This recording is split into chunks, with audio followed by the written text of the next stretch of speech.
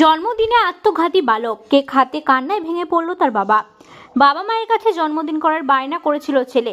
গরিব বাবা মার সামর্থ্য না থাকলেও সন্ধ্যা গড়াতেই বাজারে কেক আনতে গিয়েছিল তার বাবা।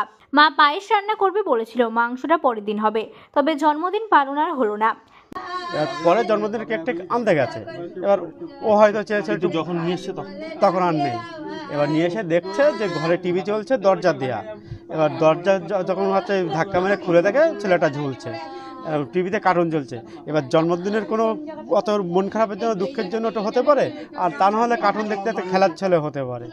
এবার যেহেতু গামছাটা দিয়ে করেছে, ফার্স্টটা দিয়েছে, ফাঁসিটা লাগায়নি, গামছাটা গোল করে বেঁধেছে, দিয়ে ওর ভিতরে মাথাটা ঢুকিয়ে দিয়েছে। বাবা কেক নিয়ে বাড়ি পৌঁছতে ছেলের ঝুলন্ত দেহ দেখে কান্নায় ভেঙে পড়েন।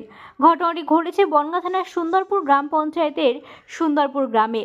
মৃত বালকের নাম প্রীতম সরকার, বয়স 11, গারাপুতা হাই স্কুলের 5ম শ্রেণীর ছাত্র। বাবা প্রকাশ সরকার পেশায় একজন ভ্যান চালক। 2 সন্তান, স্ত্রী নিয়ে সংসার প্রকাশের। বৃহস্পতিবার ছোট ছেলে প্রীতমের জন্মদিন ছিল। প্রীতম জন্মদিন পালনের বায়নাও করেছিল, মাংস খেতে চেয়েছিল। পরিবারের বক্তব্য, প্রীতমকে বলা হয়েছিল কেক সন্ধ্যার পর আনা হবে।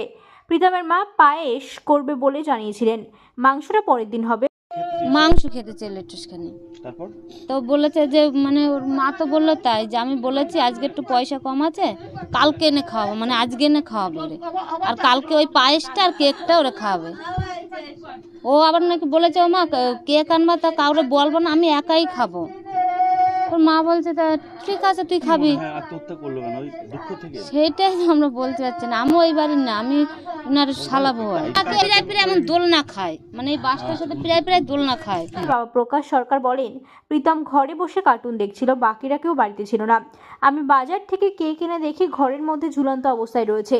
অভিমানে আত্মহত্যা নাকি খেলার ছলে দুর্ঘটনায় মৃত্যু হলো বালকের, তা নিয়ে দ্বন্দ্বে রয়েছে তার পরিবার। তা আমার তো কাজকর্ম করি, ফুলেতে কাজ করি, পয়সা পাইনি।